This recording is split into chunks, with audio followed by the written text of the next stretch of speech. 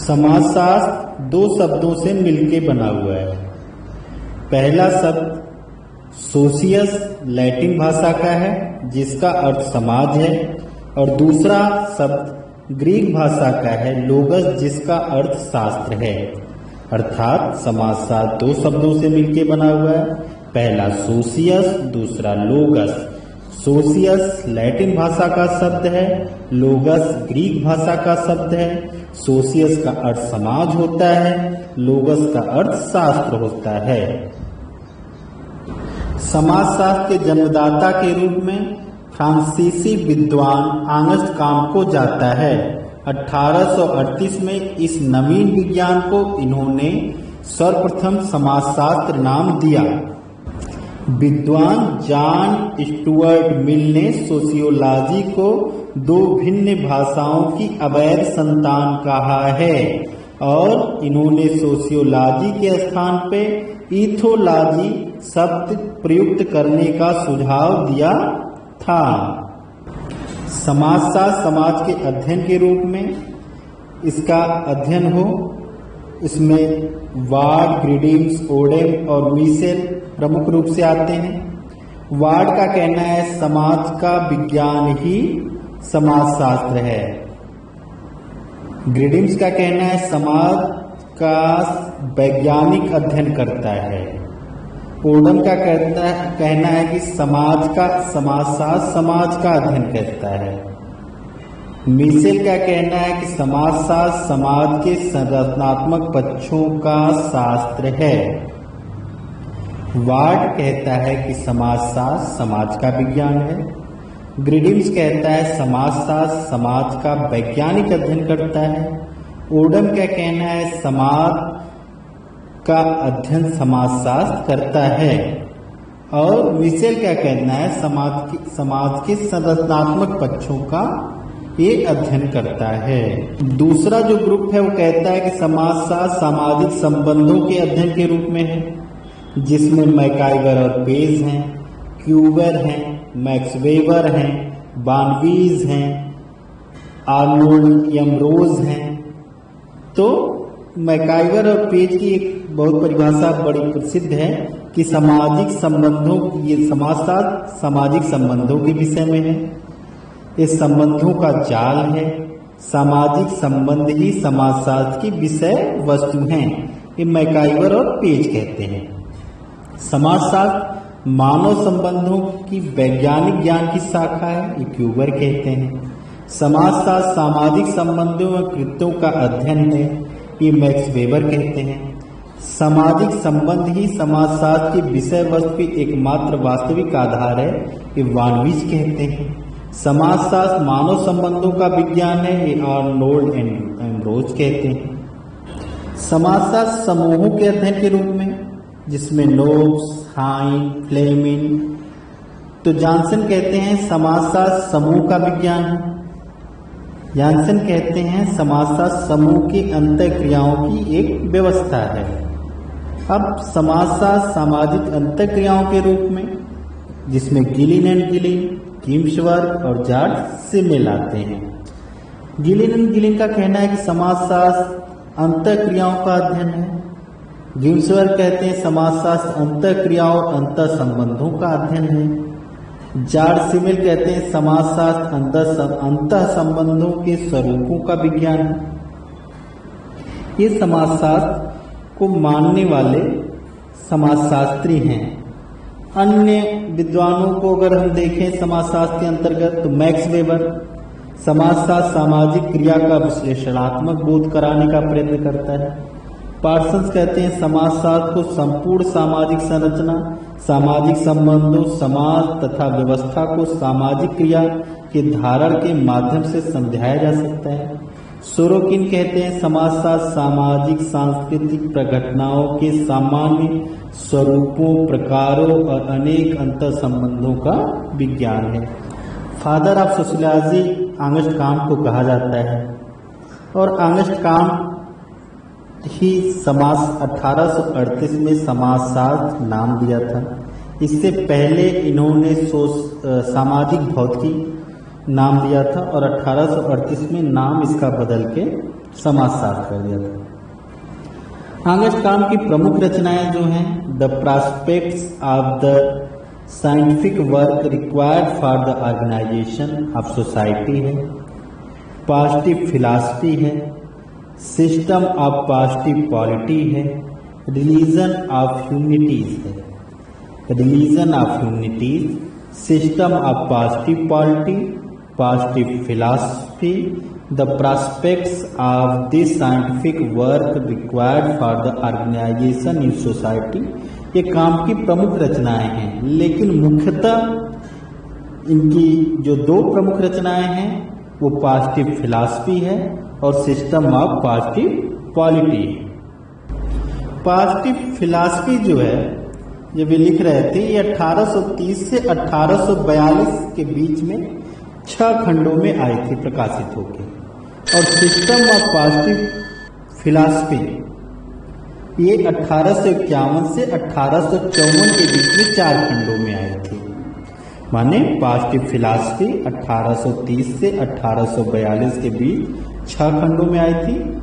और दूसरी जो प्रमुख पुस्तक है इनकी, सिस्टम ऑफ पॉजिटिव फिलॉसफी, ये 1851 से 1854 के बीच में आई। पॉजिटिव फिलॉसफी और positive polity, system of positive polity ये 4 खंडों में आई थी, जिसका प्रकाशन 1851 से 1854 के बीच में हुआ था। समाजशास्त्र के क्षेत्र में कांट का बौद्धिक योगदान निम्नलिखित है। जैसे इन्होंने चिंतन की 3 अवस्थाओं का नियम दिया था। अब चिंतन की 3 अवस्थाओं का इन्होंने मानव के बौद्धिक विकास को कांट ने 3 अवस्थाओं में विभाजित किया। एक धार्मिक स्तर, दूसरा तात्विक स्तर, तीसरा वैज्ञानिक स्तर। कांट कहते हैं कि हमारी प्रत्येक विचारधारा, हमारे ज्ञान की प्रत्येक शाखा एक के बाद एक 3 विभिन्न सैद्धांतिक अवस्थाओं से होकर गुजरती है। धर्मशास्त्री परिप्रेक्ष्य काल्पनिक होता है, तात्विक अमूर्त होता है, वैज्ञानिक जिसको वैज्ञानिक स्तर कहते हैं वो कहते हैं प्रत्यक्षवादी होता है। और कांट ने इसी के आधार पर विज्ञानों का वर्गीकरण किया था। और उन्होंने विज्ञानों में जो क्रम रखा था उसका क्रम था गणित, खगोल शास्त्र, भौतिकी शास्त्र, रसायन शास्त्र, प्राणी शास्त्र, और प्राणी शास्त्र के बाद समाजशास्त्र। कांट के अनुसार गणित प्राचीनतम और आधारभूत दोष रहित विज्ञान है और इसे पूर्ण विज्ञान वो मानते थे। कांट समाजशास्त्र की एक प्रत्यक्षवादी विज्ञान की श्रेणी में लाना चाहते थे। कांट ने समाजशास्त्र को सामाजिक व्यवस्था और प्रगति का विज्ञान के रूप में परिभाषित किया। कांट ने समाजशास्त्र के 3 प्रमुख उद्देश्य बताए। समाज का वैज्ञानिक विश्लेषण करना, विज्ञानों के विज्ञान के रूप में विभिन्न विज्ञानों के कार्यों का समायोजन करना, सामाजिक पुनर्गठन में योगदान देना। कांट का मत था कि समाजशास्त्र का प्रमुख कार्य सामाजिक प्रगति के चरणों और नियमों का विश्लेषण करना। कांट का मत है कि सामाजिक समस्याओं का निराकरण और समाज का पुनर्गठन हम निम्न आधारों पर किया जा सकता है। पहला पारिवारिक आधार पे, दूसरा नैतिकता के आधार पे, तीसरा धार्मिक आधार पे। कांट ने मानवतावादी धर्म का प्रतिपादन किया जो मानव के बौद्धिक विकास की वैज्ञानिक अवस्था की मान्यता पर आधारित है। और ये सब चीजें वो अपनी पुस्तक पॉजिटिव फिलॉसफी जो 6 खंडों में आई और सिस्टम ऑफ पॉजिटिव पॉलिटी जो 1851 से 1854 के बीच में आई, ये 4 खंडों में प्रकाशित हुई। और रिलीजन एंड ह्यूमैनिटी जो इनकी अंतिम पुस्तक थी 1856 में आई। ये बातें वो इन तीनों पुस्तकों में प्रमुख रूप से कहते हैं। समाजशास्त्र के लिए कांट ने निरीक्षण, परीक्षण, ऐतिहासिक और तुलनात्मक विधि का प्रयोग किया। और कांट का समाजशास्त्र में योगदान है जो है वो लाभ 3 स्टेज, सामाजिक विज्ञानों का वर्गीकरण और उनका पदानुक्रमण, माने समाजशास्त्रों विज्ञानों का वर्गीकरण उन्होंने किया, जिसमें गणित, खगोल शास्त्र, भौतिक शास्त्र, रसायन शास्त्र, जीव विज्ञान और समाजशास्त्र। और समाजशास्त्र को एक नवीन विज्ञान बताया और सामाजिक पुनर्गठन पे योग पुनर्गठन इसका सामाजिक पुनर्गठन कैसे हो इस पे उन्होंने चर्चा की। कांट को जब हम देखते हैं तो उनपे सेंट साइमन का प्रभाव दिखता है और सेंट साइमन से बहुत ज्यादा प्रभावित थे और सेंट साइमन से ये मिल गए थे जब ये पॉलिटेक्निक करके जब निकले, तो इसके बाद सेंट साइमन के नेतृत्व में आए। ज्यादा दिन तक तो इनसे बात नहीं बनी, लेकिन इनके इन पुस्तकों को पढ़ने पे सेंट साइमन का प्रभाव इन पे दिखता है। अब समाजशास्त्र को समाज के रूप में अध्ययन करने पे अगर इसके विकास की अवस्था देखें तो प्रथम अवस्था ईसा पूर्व से लेकर 6वीं शताब्दी तक मान सकते हैं। द्वितीय अवस्था 6वीं शताब्दी से 14वीं शताब्दी तक है। तृतीय अवस्था 15वीं शताब्दी से 17वीं शताब्दी तक है और चतुर्थ अवस्था 17वीं शताब्दी से अब तक हम मान सकते हैं, माने औद्योगिकरण के बाद के युग। अब जब हम इसको समाज के रूप में अध्ययन करते हैं तो जो इससे पहले समाजशास्त्र आने से पहले भी समाज का अध्ययन होता रहा, लेकिन कांट के अनुसार वो वैज्ञानिक दृष्टिकोण से अध्ययन करना चाहते थे, इसलिए एक अलग विषय के रूप में लाए। इससे पहले जब हम प्लेटो को देखते हैं, प्लेटो को उनकी रिपब्लिक में देखते हैं तो वहां भी समाज का उल्लेख है।